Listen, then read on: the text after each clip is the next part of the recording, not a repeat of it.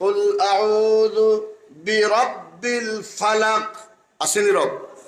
কুল আউযু বিরাব্বিন নাস, আসেনি?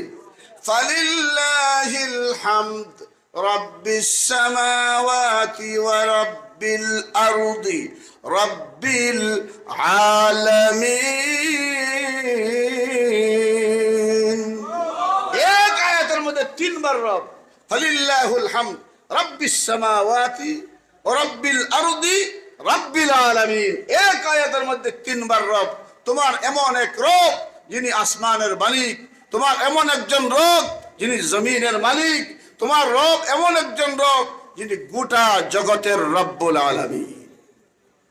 এবার বলেন, নামাজে যখন আমরা দাঁড়াই তখন সূরা ফাতিহা পড়িনি আমরা? সূরা ফাতিহা ছাড়া কোনো নামাজ হয়নি? নফল, ফরজ, সুন্নত, তারাবি নামাজ, জুম্মার নামাজ, ঈদের নামাজ, যত নামাজ আছে সব নামাজ পড়ার আগে সূরা ফাতিহা পড়ার আগে নি?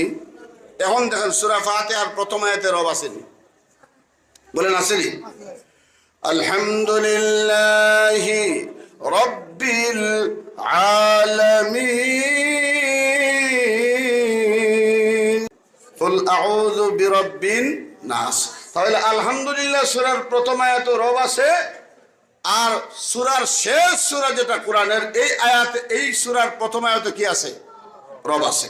মার জন্য বাবার জন্য দোয়া করবেন, আল্লাহ শিখাই দিয়েছেন। কি করে দোয়া করবেন?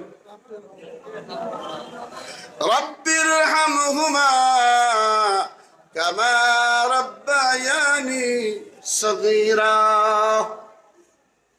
আল্লাহ বলেন, রব শব্দ না আমার কাছে বড় প্রিয়। এ বান্দা বান্দিরা, রূহ জগতে আমি বলেছিলাম আলাস্তু বিরাব্বিকুম, কবর জগতে আমি প্রশ্ন করব মান রাব্বুকা। আমি দুনিয়াতে তোমাদেরকে এই রব শব্দের ট্রেনিং দেওয়ার জন্য সময় দিলাম 60 বছর, 70-80 বছর।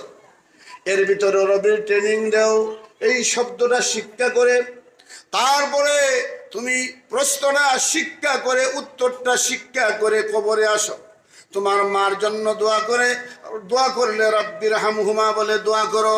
তোমার সন্তানের জন্য দোয়া করবা, তুমি দোয়া করো রব্বানা হাব লানা মিন আজওয়াজিনা ওয়া যুররিয়াতিনা কুররাতা আ'য়ুন ওয়াজআলনা লিল মুত্তাকিনা ইমামা।